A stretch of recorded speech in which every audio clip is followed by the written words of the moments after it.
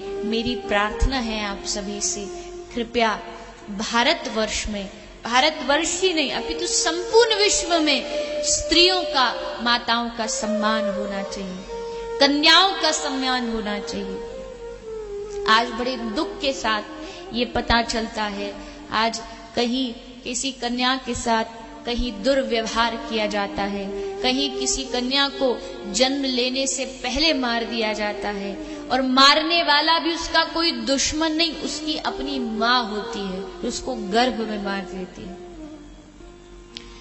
दुनिया आज तक आशीर्वाद देती आई है, पुत्र देवो भव, पुत्र देवो भव। क्यों किसी के मुख से नहीं निकलता पुत्री देवो भव? क्यों किसी के हृदय से ये आवाज नहीं निकलती कि कन्या भी, स्त्री भी इस समाज की एक धरोहर है, एक स्तंभ है। जरूरी नहीं रोशनी चिरागों से ही हो, घर की बेटियां भी घर को रोशन करती हैं, वो भी घर का उजाला होती है।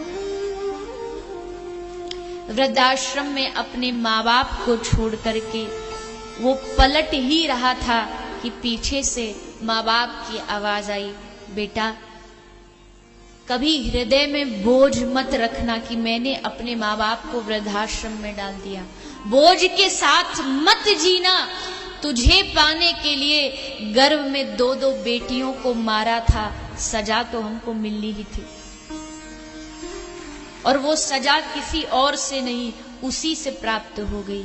इसलिए मेरी प्रार्थना है आप सभी से, कृपया स्त्रियों का सम्मान करें, कन्याओं का सम्मान करें। उनका इस कहीं पर लिखा था, नकली धनवानों की पहचान होती है खोखा और पेटी। समझ गए ना? खोखा पेटी किसको बोलते हैं? नकली धनवानों की पहचान होती है खोखा और पेटी, पर असली धनवान वो है जिसके घर में मुस्कुराए उसकी बहू और बेटी। समझ लो, ये असली धनवान है, इसके घर में संपत्ति का भंडार। बहू को भी बेटी जैसा समझो। कहा आज कितनी कन्या दहेज के लिए जलाई जाती है।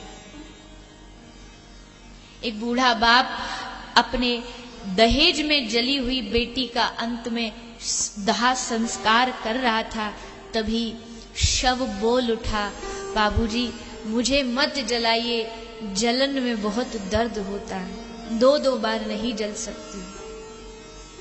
कितना अत्याचार किया जाता है। इसलिए मेरी प्रार्थना है आप सभी से, अगर बेटा वारिस है तो बेटी आपके घर का पारस है।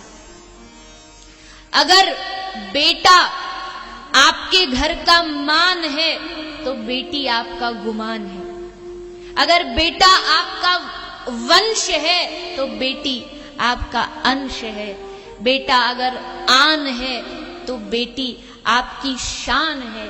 बेटा आपका तन है तो बेटी आपका मन है। बेटा संस्कार है तो बेटी आपकी संस्कृति है। अगर बेटा दवा है तो बेटी आपकी दुआ है।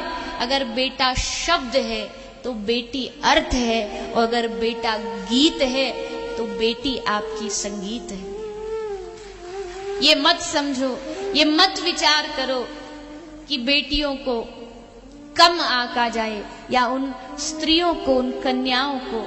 और मेरी प्रार्थना है, इन बेटी का, कन्याओं को सबसे ज्यादा जो मारा जा रहा है वो केवल और केवल दहेज प्रथा के लिए मारा जा रहा है।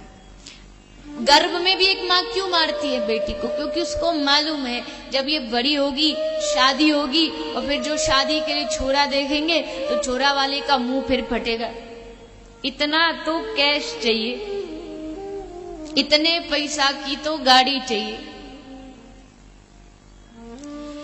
बड़े बड़े धनवान तो कैसे ना कैसे कर देते हैं। और बड़े बड़े धनवान तो अपने शान के लिए बेटियों को करोड़ों दे देते हैं, लेकिन उसके चक्कर में अगर कोई मारा जाता है तो वो एक गरीब की बेटी है, जिसका सामर्थ्य नहीं है कि वो बाप अपनी बेटी को इतना दे सके। अरे उस बाप ने पूरे जीवन उस बेटी को संजोया, सींचा, वो अपनी बेटी को तुमको दे रहा है। इससे ज्यादा और तुम्हें क्या चाहिए? क्या चाहिए? क्या लक्ष्मी चाहिए? जब उसने पूरे घर का अपना जीवन, अपना हृदय आपको दे दिया, इससे ज्यादा आपको क्या चाहिए? इसलिए मेरी बड़े बड़े तथाकथित पैसों वालों से प्रार्थना है, कृपया ये दहेज की प्रथा को अपनी शान के लिए बंद करें, ताकि इस विश्व में भारत की स्त्रियां बच सके, इस विश्व में कन्याएं मारी न जाएं केवल इस कारण से। आपसे